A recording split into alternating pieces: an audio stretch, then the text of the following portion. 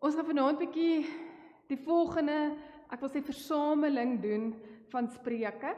So die van julle wat deel was al van die heel begin af sou onthou, Dominee Benny het eintlik met die inleiding deel gesê, Spreuke bestaan uit so 5 afdelingkies. En ons het die eerste week, het ons 'n inleiding gedoen van waar vandaan af kom Spreuke, wat is die tyd, wat is die doel daarvan, vir wie is dit geskryf. En toe het ons die tweede week, die eerste 9 hoofstukke, as 'n versameling het ons 'n deel daaruit gedoen, en toe het ons nog Spreuke 1 bestudeer. Toe het ons toe het ons 'n week gerus, want toe sit revue of ietsie, en toe het ons nou laas week die tweede gedeelte, het Dominee Benny vir ons toe nou ook uit Spreuke, wat was dit, 10 uit, een of ander vers, 1 tot, ek dink 19 of so ietsie gelees, waar hy toe nou ook die tweede versamelingse gedagte vir ons ook so min of meer saamgevat het. En is glad nie beplan nie, maar vanaand doen ek die derde versameling, maar dit is toevallig nou ook die begin, soos elke versameling se eerste gedeelte, is vanaand ook nou die eerste gedeelte van hierdie derde versameling, wat ek ook nou vir ons gaan doen. So, ons gaan 'n bietjie lees van vers 17 tot en met vers 29, hierdie gedeelte wat vir ons kom uitlees, en dan gaan ek so ietsie daarvan sê. Maar voordat ons begin, kom ons bid net saam. Here, hoe wonderlik is dit vir ons om uit te stap hier uit die kerk uit en te sien dat daar so saggies reendruppels val en dat ons u genade voel en sien en dit kan ruik en dit kan beleef nie. Dankie Here vir elke druppel reën wat laasweek geval het. Dankie vir die reën wat ook nou val. En ja Here, mag ons bid dat u ook vir ons goeie reën sal gee vir hierdie seisoen.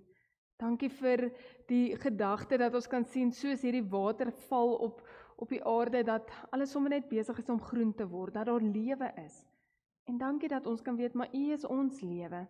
U gee vir ons lewe. U maak ook dat ons hierdie lewe regtig kan geniet en dat ons hoop kan hê in hierdie wêreld. Dankie Here vir vanaand se geleentheid om saam ook koppe by mekaar te kan sit, te kan dink en te kan gesels oor hierdie gedeelte uit Spreuke 22. Dankie dat ons kan leer, Here. En ons wil vir u vra dat u wil in ons bekend sal maak, dat ons daarvan af sal leer, en dat ons dit wat ons leer ook kan gaan uitvoer, dit wat ons, of daar waar ons elke dag ook sal leef. Dankie vir al die genade, ons is so dankbaar daarvoor. Amen. Ek wil my keel skoonmaak. Okay. Kom ek spring weg en ek lees vir ons dan Spreuke 22 vanaf vers 17 tot en met vers 29. Luister goed, luister wat die wyse mense sê. Probeer verstaan wat ek jou wil leer uit wat ek weet. Want dit is lekker as jy dit ingeneem het en enige tyd kan weergee. Ek onderrig juis vir jou vandag, sodat jy op die Here kan vertrou.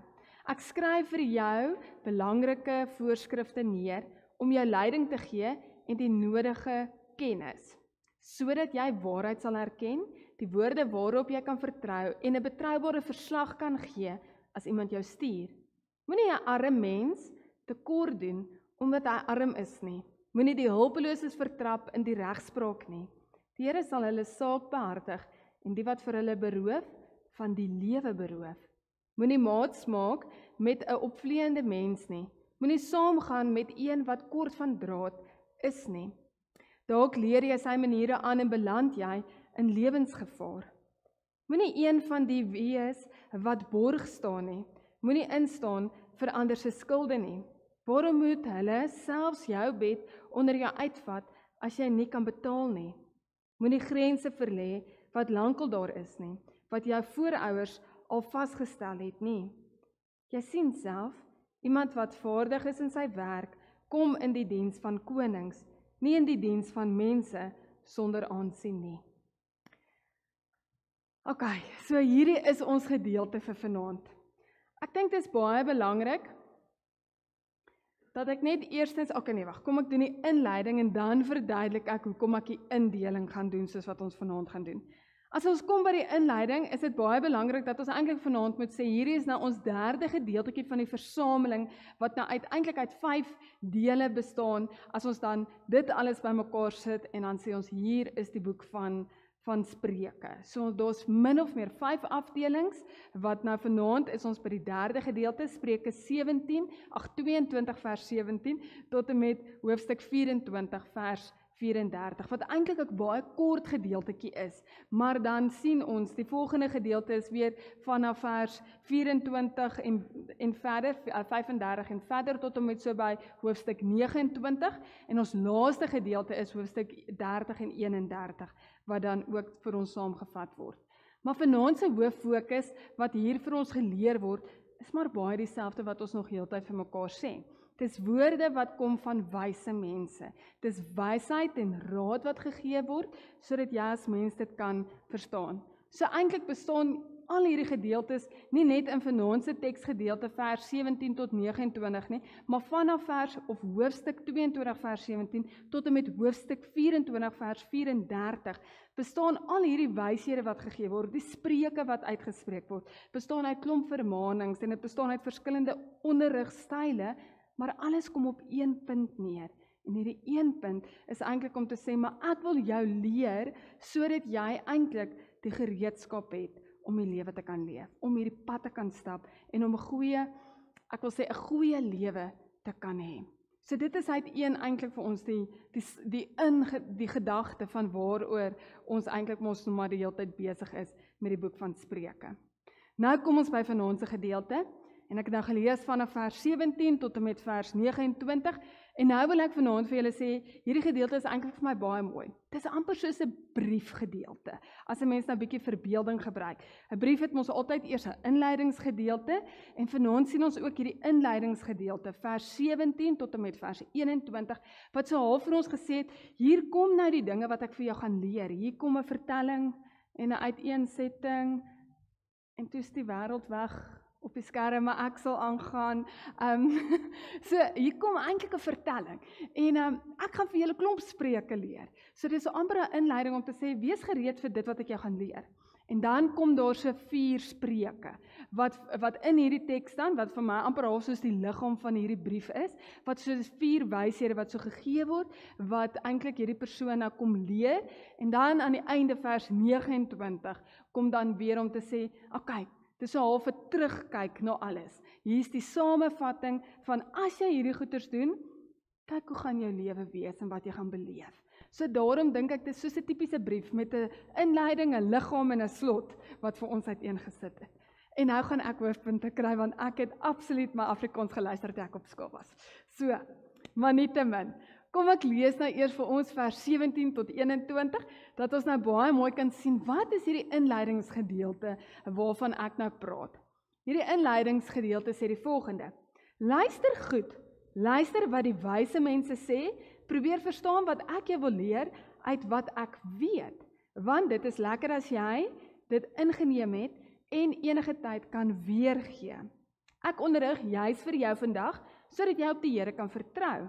Ek skryf vir jou belangrike voorskrifte neer om jou leiding te gee en die nodige kennis, sodat jy die waarhede sal herken, die woorde waarop jy kan vertrou en 'n betroubare verslag kan gee as iemand jou stuur. So nou sien ons hierdie gedagte van, of ek wil sê die inleiding gedagte van hierdie boodskap of briefie. Is dit reg, Renier, kan ek aangaan? Okay. So hierdie wyshede kom eintlik met 'n doel om te sê, dat ek wil vir jou as mens in staat stel, om eintlik te leer wat is reg en verkeerd, sodat jy eintlik dan op 'n stadium hierdie waarheid kan raak sien, wat is reg en wat is verkeerd, en dan dat jy dit kan gebruik, en iets daaroor kan sê, wanneer die tyd reg is. Om nie net voorbarig te wees om die heeltyd net daarvan te praat nie, maar wanneer jy binne in hierdie situasie beland, om dan eintlik hierdie gereedskap uit jou gereedskapkassie uit te haal en te sê, nou weet ek wat om te doen.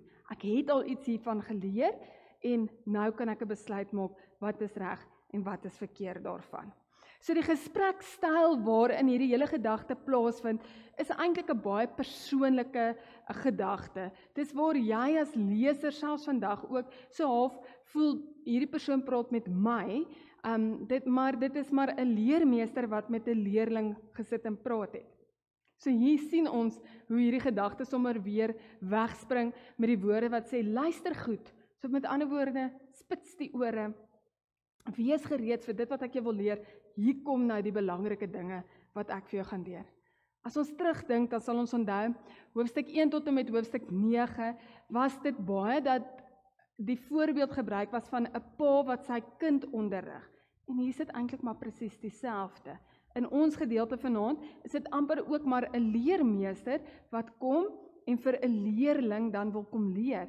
Wat is die wyshede? Wat is hierdie spreuke waarvan hy moet weet om die lewe dan ook te kan leer? So dis amper asof hy na 'n stem luister en dan ook die lewe so kan besluit. Om dit anders te verwoord. Ek dink hierdie wyshede is 'n sleuteltjie wat vir hierdie persoon, hierdie leerling gegee word. En dit is hierdie sleuteltjie wat hierdie persoon aan die einde van die aand gaan moet besluit, gaan ek hierdie sleuteltjie hier in my sak bære, of gaan ek hom maar net iewers neersit of verloor? Gaan ek dit gebruik wanneer dit nodig is, of gaan ek net nie omgee, as dit kom by sulke dinge nie? So dit is die keuse waarop dit neerkom. So nou is dit al wat die leermeester sê. Wees gereed, hier kom nou inligting, sodat jy kan leer dit wat ek al geleer het, sodat jy kan leer uit, ek wil nie sê my foute nie, maar my ervarings, en dat jy hierdie wyshede eintlik moet toepas om 'n gelukkige, 'n lewe te kan geniet in die wêreld daarvan. OK, nou kom ons by die eerste spreek, die eerste wysheid wat gegee word. Vers 22 en vers 23 sê, moenie 'n arme mens tekort doen, omdat hy arm is nie. Moenie die hulpeloses vertrap in die regspraak nie. Die Here sal hulle saak behartig en die wat vir hulle beroof, van die lewe beroof. Met ander woorde, ons kan dadelik eers begin om te sê, iemand wat nie geld het nie, geniet eintlik nie die aansien van die lewe nie. Ek het vanoggend al genoem, dat ek dink dit is amper asof 'n berg op so 'n persoon se skouers is. 'n Berg wat die hele tyd vir homself sê, maar nou moet ek iets doen om te kan oorleef. Ek moet iets probeer regkry net om iets te kan doen in die lewe. En dit steel die vreugde in sy lewe, die geleenthede in sy lewe. So ongelukkig is so 'n persoon eintlik heeltyd besig met situasies dat hy sekere dinge mis in die lewe. Ongelukkig het hy ook nie toegang tot hulp nie. Byvoorbeeld regshulp. As daar regsverteenwoordiging nodig sal wees, sal so 'n persoon byvoorbeeld nie regsverteenwoordiging kan bekostig nie. En dan weet ons, sê nou maar hulle kom in 'n situasie, dan is dit onregverdig vir iemand wat dit kan bekostig teenoor hy of sy wat dit nie kan bekostig nie. So daarom kom hierdie spreek, en hierdie spreek kom sê eintlik so baie duidelik, en so eintlik baie regheid vir ons, dat 'n mens moet genade hê. Moet nie die arme mense vertrap nie. Moet deernis hê met arm en met hulpelose mense. Moet 'n hart hê, met gevoel hê vir hulle. En wanneer 'n mens deernis het met iemand wat arm of hulpeloos is dit juist 'n teken van wysheid. Maar dit is ook nie net 'n teken van wysheid nie. Dit is ook 'n teken van liefde en respek teenoor jou medemens. Teenoor dit wat God eintlik dood eenvoudig nog heeltyd van die begin van sy woord af vir ons kom leer en kom opbou. So, maak nie saak wat iemand se omstandighede is nie. Dit is nie ons plek om eintlik te sê hoe of wat ons mag doen teenoor so 'n persoon nie. Ons moet altyd in liefde en respek en deernis teenoor mense optree. Want hoekom? God is mos die God, ons God. God is 'n baie besonderse God, juis wat sy hart uitgaan na arme mense, juis wie sy hart uitgaan na die hulpelose mense. God leer ons nog altyd om juis 'n verskil te maak by sulke mense, want hoekom? God is regverdig. God maak nie dat iemand belangriker is as iemand anders nie. Ons almal is ewe belangrik. Ons almal is ewe kosbaar vir God. En daarom, of mens nou baie geld in die bank het, of bietjie geld het in die bank het, op die einde is dit glad nie wat saak maak nie. God is regverdig, en vir hom gaan dit juis oor daardie regverdigheid. En dan sê hy eintlik dood eenvoudig vir ons, wanneer jy iemand, of wat arm is, of wat hulpeloos is, wanneer jy so iemand tekort kom, dan is die resultaat eintlik die einde van vers 23, van jou lewe sal ook beroof word. Eintlik 'n waarskuwing wat hier uitgebeeld word. Die tweede spreek wat ons leer, is vers 24 en 25. Moenie maats maak met 'n opvleiende mens nie. Moenie saamgaan met een wat kort van draad is nie. Dalk leer jy sy maniere aan en beland jy in lewensgevaar. Nou die probleem dood eenvoudig met opvleiende mense is dat jy baie maklik soos hulle kan word. Ja, ons besef dit. Vanoggend het ek die voorbeeld gebruik. Ek kon nie aan iets anders op daai oomblik dink nie en ek dink dit is baie waar. As ons vanaand in 'n gesprek is waar klomp mense baie vloek, sal ons ook mettertyd, heeltyd as ons in hulle teenwoordigheid is, ook so nou en dan begin 'n woordjie gebruik, misbruik. Ek wil sê ons gaan so hier en daar ook 'n vloekwoordjie insit. Een vloekwoordjie gaan 2 word, gaan 3 word en voordat ons onsself kry, dan besef ons vloek nie eers wanneer ons net gewoonweg praat nie. Daardie blootstelling van wie jou vriendekring is en daarom is dit hierdie gedagte wat eintlik hier uitgebeeld word daarvan. Want sonder dat jy eintlik besef, beland jy binne in hulle maniertjies van dinge, beland jy in hulle maniere van hoe hulle moeilikheid maak, nie net tussen mekaar nie, maar ek wil sê in die samelewing oor die algemeen. So moeilikheid, een op die ander, wat natuurlik ook jou sal volg. So die waarskuwing word eintlik gegee, kies mooi, besluit mooi en wees versigtig wanneer jy so iemand as jou vriend wil beskou. Maar nou moet ons 'n trekkie teruggee.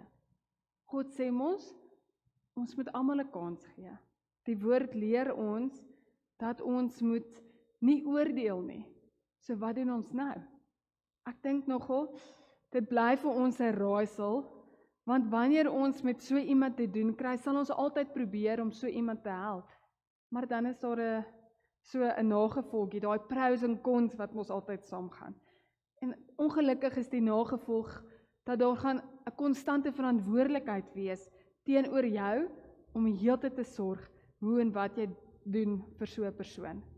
En dit gaan dan dalk 'n groot las op jou skouer wees. Wat sê Spreuke vir ons? Spreuke sê eintlik baie duidelik, baie hard, maar Spreuke sê kragtig, bly weg van hom af. 'n ware of 'n wysheid wat vers 24 en 25 vir ons kom uitlig. Dan kom ons by vers 26 wat vir ons kom sê, moenie en 27. Moenie een van die wees wat borg staan nie. Moenie instaan vir ander se skulde nie. Waarom moet hulle selfs jou bed onder jou uitvat as jy nie kan betaal nie? Hierdie wysheid kom nogal baie voor. Elke keer net anders verwoord, maar die konsep van dit bly die heeltyd daar. Van as jy gee, gaan iemand dalk gee jou pinkie en almal gryp jou hand. Die gedagte van moenie misbruik word nie. Dis eintlik wat die heeltyd hier staan. Moenie borg staan vir iemand nie wat iewers, en nou is dit eintlik 'n lelike gedagte, of nie 'n lelik nie, 'n lelike spreekwoord wat ek wil gebruik, maar ek kan dit nie anders te sê nie.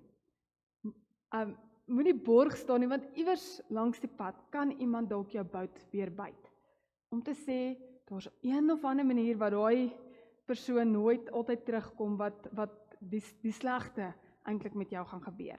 So hier spesifiek in vers 26 en 27 gaan dit juis oor borg staan van vreemdes. Om eintlik te sê, wees versigtig om borg te staan vir vreemdelinge.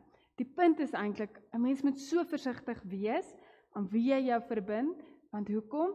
Omdat daai persoon altyd een of ander mag op jou sal wil probeer uitoefen. Hoe baie het ons al stories gekyk, films waar in stories en films vir ons wat ons dit kon raak sien, waar mense sê byvoorbeeld, nee, ek skuld jou, ek gaan jou eendag terugbetaal. En word dit ooit terugbetaal wanneer dit op daai punt kom van ek het nou guns nodig, of ek het nou dalk finansies nodig as dit 'n finansiële ding was. Maar hoeveel keer het dit werklik al gebeur? En dan besef 'n mens, dit is juis veral uit daardie hoek wat mense die mag wil misbruik op so 'n oomblik, waarvoor 'n mens eintlik dan baie versigtig moet wees. So dit geld uiteraard nie wanneer 'n mens iemand spesifiek eintlik binne in hulle situasie wil kwytskeld of hulle hierdie borg van hulle dan ook as geskenk wil gee nie. Nee, dit gaan oor daardie ek doen 'n gunsie vir 'n gunsie gedagte wat hier uitgebeeld word. So hier het die pa eintlik al reeds baie keer vir sy seun, as ons gaan dink oor hoofstuk 1 tot 9, baie keer al geleer, dat hy nie 'n weldaad moet weerhou van iemand wat dit toekom nie. En nou weer 'n keer sien 'n mens dieselfde gedagte wat hier uitgebeeld word, van dat 'n mens moet versigtig wees op dit wat 'n mens doen. Dan kom ons nou by die laaste spreek, vers 28. Vers 28 wat eintlik so in een gedagte vir ons die spreek kom gee. Die laaste een kom sê, moenie grense verlê wat lankal daar is nie, wat jou voorouers al vasgestel het nie.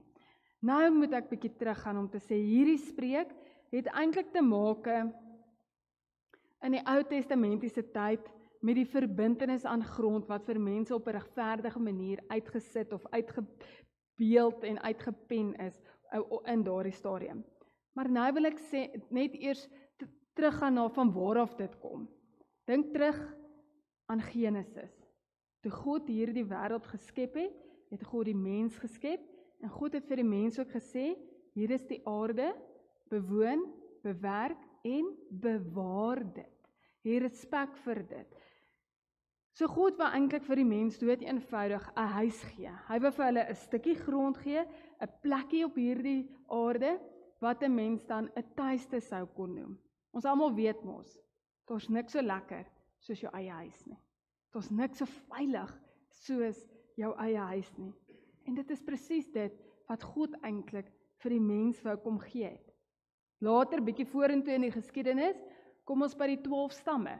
Die 12 stamme wat ook ingedeel word, en daar kry elkeen 'n regverdige stukkie grond. Hoekom? Om 'n goeie lewe te kan leef, om voor te kan staan, om weer terug te gaan na die woorde van Genesis, om dit te bewoon, te bewerk en te bewaar. Maar nou, mens, sondaar, wat in slegte omstandighede en blootstellings is, wat het gebeur? Hierdie grensdrade word ewe skielik toe nou 'n bietjie verander, word geskuif. Die waarborg van dit, wat eintlik moet sê, hier gee vir my 'n regverdige, veilige lewe, ewe skielik kom dit en mense kom vergryp hulle om 'n groter stukkie grond te hê, om 'n groter stukkie mag te kan hê in hierdie wêreld. En dan weet ons, as ek vandag my stukkie groter maak, is die persoon langs my se stukkie kleiner. So, dit is waarvan hongersnood vandaan gekom het, dit is waarvan armoede vandaan gekom het, dit is waarvan soveel probleme vandaan gekom het. Nou lees ons en sê, moenie grense verlê wat lankal daar is nie. Vir vrouens in die Ou Testamentiese tyd, weet ons nou maar, daar was geen sê vir hulle nie, daar was nie hoop nie, hulle het eintlik nie 'n bestaan gehad nie. Die enigste, ek wil amper sê berusting vir hulle was, dat wanneer hulle op 'n stukkie grond was, en hulle man, hulle dalk 'n weduwee sou wees, dan het hulle ten minste dit gehad. Hulle het 'n voortbestaan gehad. Maar nou kom hierdie gedagte van ons vergryp ons aan grond, en mense het veral oor vrouens geloop daardie tyd. So die bietjie wat hulle gehad het van lewe, om te kan leef en oorleef, was ook vir hulle weggevat. So hierdie grense wat verskuif word, beteken eintlik om grond van minder waardig is of minder bevoorregd is weg te vat, sodat jy meer en magtiger en groter in hierdie wêreld kan wees. Nou leer die spreek vir ons, moenie grense verlê wat lankal daar is nie, wat jou voorouers al vasgestel het nie. So hierdie spreek kom leer vir ons, God is 'n God van regverdigheid. God wil nie hê die mens moet homself vergryp nie, so daarom wil God hê, almal moet regverdig wees. Ons het dit net nou ook vir mekaar gesê, God het nie witbroodjies nie. God is so ewe lief vir my en vir jou, of ek baie geld het of ek bietjie geld het, ek het daardie voorbeeld gebruik. God is vir ons almal ewe lief, want hy is regverdig. En daarom verbied hy so erg hierdie onreg tussen mense. Die spreek wat hier lank vir ons uitgelê word. So eintlik is daar in hierdie gedeelte baie wysheid wat gegee word in 'n baie deeltjie. Nou kom ons by die gedeelte wat amper, ek wil sê, die slot van hierdie brief is, wat 'n gedagte daarvan is wat dit kom saamvat. Hier lees ons, jy sien self, iemand wat vaardig is in sy werk, kom in die diens van konings, nie die diens van mense sonder aansien nie. So ewe skielik sien ons hierdie leermeester kom en sê, al hierdie wyshede, hierdie spreuke wat ek nou net vir jou gesien het, jy sien self, met ander woorde, dink self, is dit reg of is dit verkeerd, as jy in sekere omstandighede wil optree. Hoor wat ek jou leer, en vanaf daaruit besluit, gaan jy hierdie sleuteltjie uit jou sak uithaal, en hierdie moeilike omstandighede oopsluit, of gaan jy vergeet van jou sleutel, en verkeerde keuses of besluite maak in situasies. So tog kom hierdie gedeelte en sien, dat die leerling eintlik homself moet herroep om te vra, dit wat ek geleer het, ek kan nou self hierby besluit, is dit reg of is dit verkeerd? Wil ek hierdie lewe leef of wil ek eintlik maar sukkel in die lewe daarvan? En dan kom hierdie leermeester en hy doen dit vir my so mooi. Hy sê, ek wil eintlik vir jou hierdie wyshede kom gee en kom leer, en omdat ek dit vir jou wil gee, is nie dat ek wil hê, jy moet agtertoe beweeg in die lewe nie, ek wil jy sê, jy moet vorentoe beweeg. Met ander woorde, ek gee vir jou die sleutel, sodat jy die deur kan oopmaak en kan leef. En daarom sê hy, dit is so 'n mooi beeld, 'n beeld wat sê, iemand wat vaardig is in sy werk, kom in die diens van konings, nie die diens van mense sonder aansien nie. Met ander woorde, dit is eintlik 'n algemene waarheid, om eintlik te sê, maar iemand wat vaardig is, iemand wat bereid is om te wil leer, iemand wat ook dit wat vir hulle geleer word, toe te pas, so iemand is iemand wat kan vorentoe beweeg in die lewe, wat die lewe sal geniet, wat ook 'n invloed op ander mense sal kan hê. En daarom sê hy eintlik, dit is so iemand wat eintlik net die vreugde sal geniet. En dan gebruik hy die beeld, dat so iemand word eintlik nie belangrik nie, maar hy kry die vreugde van die lewe, die diens van baie moontlikhede, en daarom kan hy in die diens staan, byvoorbeeld van konings, kry hy met mense met aansien te doen, omdat hy die wyshede wat vir hom geleer word, toepas in sy lewe. Omdat hy kan besluit op die regte tyd, is hierdie reg, is dit verkeerd, gaande ek dit kan toepas of nie. So die onuitgesproke wysheid, wat eintlik wat hier gegee word, is leer hierdie vaardighede. Pas dit toe, want as jy dit gaan leer, ter harte neem, hierdie sleuteltjie bære in jou sak en gaan uithaal wanneer dit nodig is, dit is juist dan wanneer jy die invloed verhoog op dit wat jy ook sal doen in die lewe. Eintlik 'n wonderlike stuk wysheid wat net hier aan die einde vir hom gegee word. Ek wil saamvat en dan gaan ek vir ons geleentheid gee vir vrae. Ek dink die wyshede wat in hierdie gedeelte vir ons geleer word, is dat hierdie leerling 'n keuse sal gaan moet maak. Wil hy hierdie dinge wat vir hom geleer word toepas op sy lewe, of wil hy dit nie toepas nie? En dan dink ek ook, hierdie wyshede wat hierdie leerling, wat dit vir hierdie leerling geleer word nie net vir hom geleer nie, dit word eintlik ten opsigte van die samelewing, die mense rondom hom, sy naastes, die uitbreiding tot sy naastes voorgeleer. As ons dink byvoorbeeld net aan die spreek van, wees versigtig vir mense wat, wat is die woord,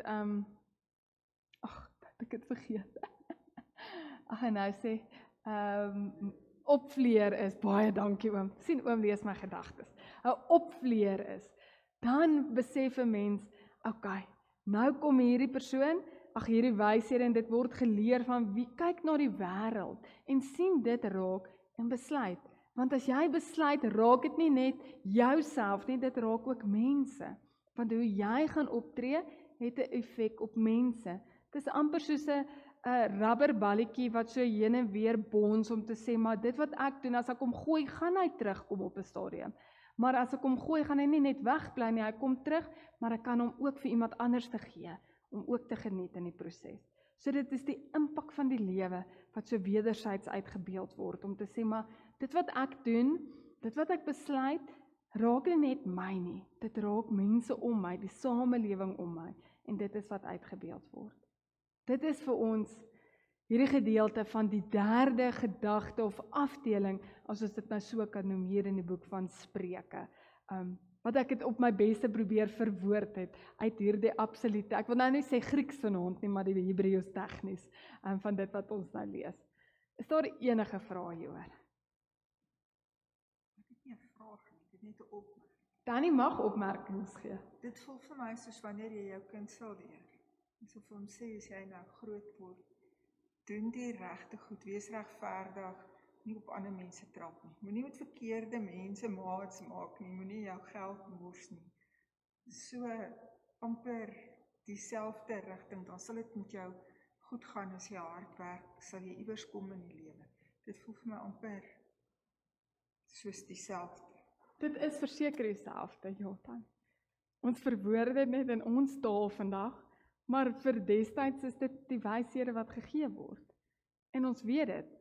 Wat is die spreek? Meng jou met die semels en die varke eet jou. So ja, dis dieselfde goed wat die hele tyd vir ons geleer word reg deur die woord van die Here.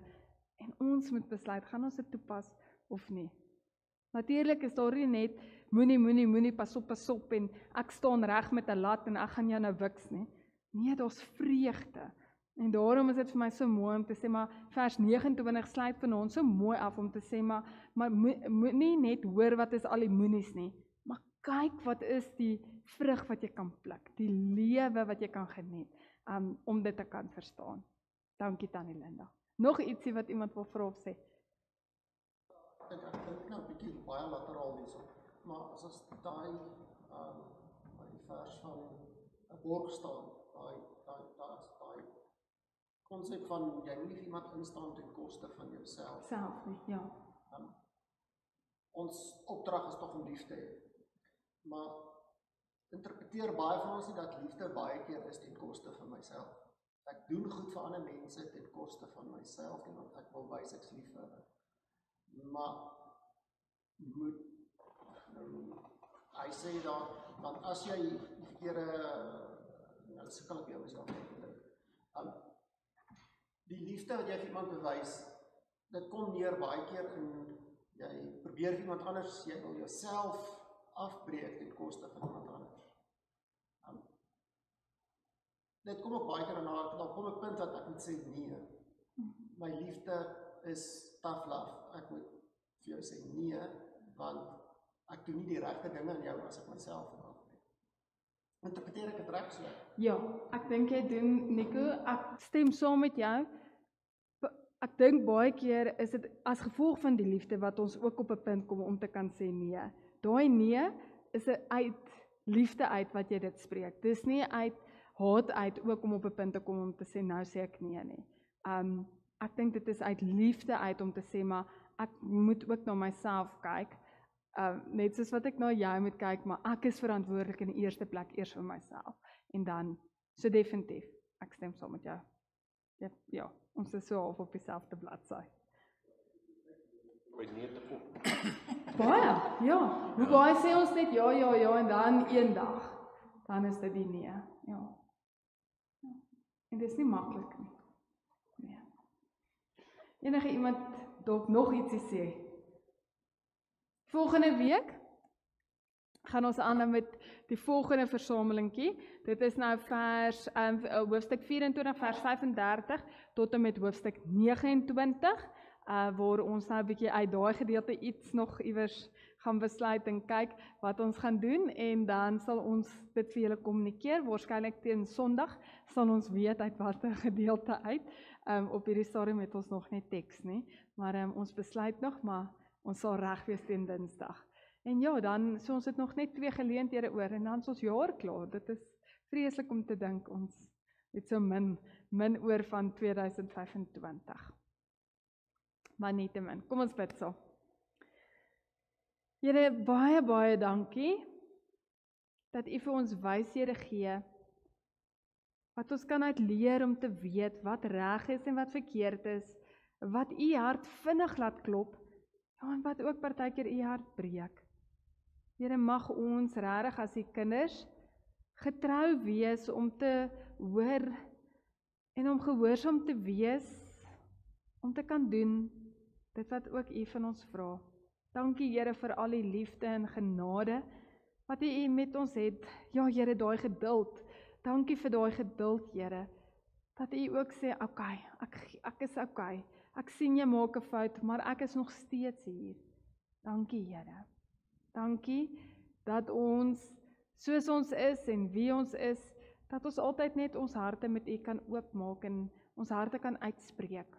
Here, maar mag ons vanaand luister na die wyshede wat hier geleer is, en mag ons dit toepas, mag ons dit ook vir ons kinders leer, Here, en mag ons 'n passie hê, sodat ander mense kan raak sien, wat hierdie wyshede is, deur dit wat ons doen, deur dit wat ons sê, en ja, selfs ook deur dit wat ons dink.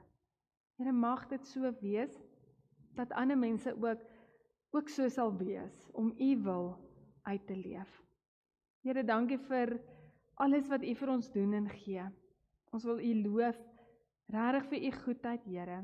Ons wil U loof vir U genade, ons wil U loof vir die oneindige liefde wat U vir ons het. Ons bid dit in U, ons groot en heilige God se naam. Amen. 'n wonderlike week verder.